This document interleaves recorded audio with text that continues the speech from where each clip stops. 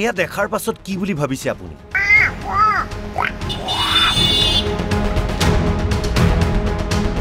এয়া ভিক্ষা কৰা লোক। বান্দৰৰ বেশভূষাৰে যোৰহাটত ভিক্ষা কৰিছেহি ৰাজস্থানৰ পৰা অহা এওঁলোকে।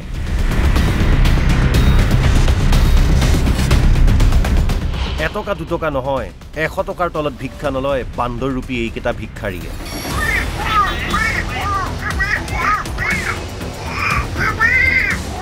টকা ঘটিবলৈ বান্দৰৰ দৰে ভেষ লৈছে এইকেইটা ভিক্ষাৰীয়ে। যোৰহাট নগৰৰ দোকানে দোকানে ঘূৰিছে এইকেইটা ভিক্ষাৰী। বান্দৰৰ দৰে বেশভূষা কৰি নেগুৰ এডাল লগাই লৈছে এইকেইটা ভিক্ষাৰী।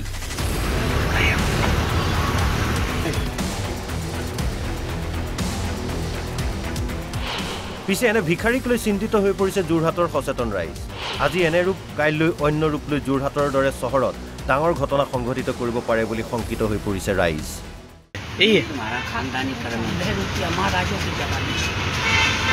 कितने सालों से कम करे हैं? हमारे बाप दादों के जमाने से 10 रुपया महाराजों के। এইটো নিশ্চিতভাৱে আমাৰ কাৰণে যথেষ্ট দুৰ্ভাগ্যজনক, কাৰণ যোৰহাটত এনেকুৱা ধৰণৰ কোনো সংস্কৃতি বা কালচাৰ আমি আগতে দেখা পোৱা নাছিলোঁ। গতিকে এই গোটেই বিষয়টোত আমি প্ৰতিক্ৰিয়া প্ৰকাশ কৰিছোঁ আৰু যোৰহাট জিলা প্ৰশাসনে এই বিষয়বস্তুটো গুৰুত্ব সহকাৰে ল'লে ভাল, কাৰণ আজি তেওঁলোকে বান্দৰৰ বেশভূষা পৰিধান কৰি আহিছে। কালিলৈ হয়তো কোনোবা দুজন বাহিৰৰ মানুহ আহি আকৌ বেলেগ ধৰণৰ কিছুমান বেশভূষা পৰিধান কৰি এনেধৰণে চান্দা সংস্কৃতি গঢ়ি তুলিব। গতিকে এনেকুৱা ধৰণৰ যাতে সংস্কৃতি, এনেকুৱা ধৰণৰ কালচাৰ যাতে যোৰহাটত আহিব লগা দিনবিলাকত নহয়।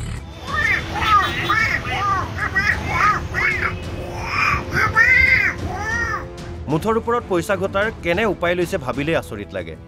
নিজৰ হাত ভৰি থকাৰ পাছতো কৰ্ম সংস্কৃতিৰ বিপৰীতে এনে কাম কৰিছে বহিৰাজ্যৰ এইকেইটা ভিক্ষাৰীয়ে। এই ক্ষেত্ৰত কিন্তু প্ৰশাসনৰো আছে কৰণীয়।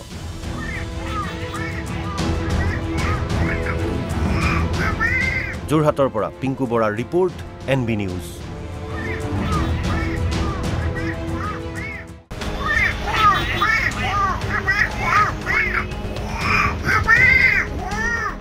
এয়া দেখাৰ পাছত কি বুলি ভাবিছে আপুনি?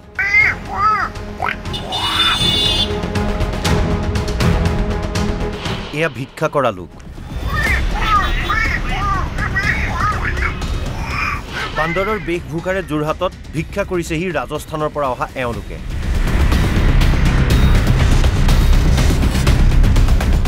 এটকা দুটকা নহয়, 100 টকাৰ তলত ভিক্ষা নলয় বান্দৰৰূপী এইকেইটা ভিক্ষাৰীয়ে।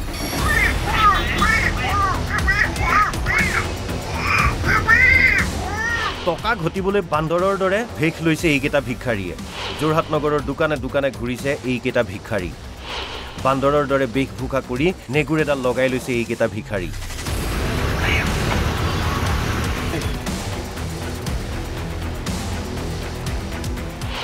পিছে এনে ভিক্ষাৰীক লৈ চিন্তিত হৈ পৰিছে যোৰহাটৰ সচেতন ৰাইজ। আজি এনে ৰূপ কাইলৈ অন্য ৰূপ লৈ যোৰহাটৰ দৰে চহৰত ডাঙৰ ঘটনা সংঘটিত কৰিব পাৰে বুলি শংকিত হৈ পৰিছে ৰাইজ। हमारा खानदानी कर्म 10 रुपया महाराजों के जमाने से।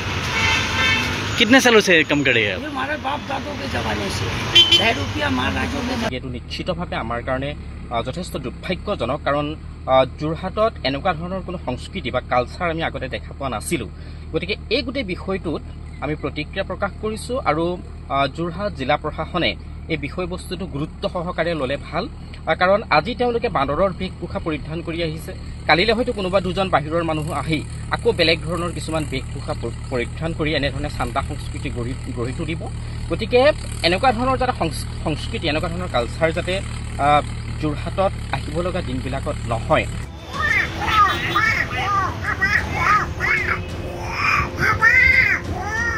মুঠৰ ওপৰত পইচা ঘটাৰ কেনে উপায় লৈছে ভাবিলেই আচৰিত লাগে।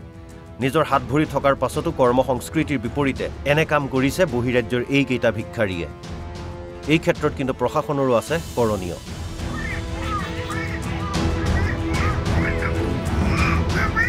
যোৰহাটৰ পৰা পিংকু বৰাৰ ৰিপৰ্ট, NB নিউজ।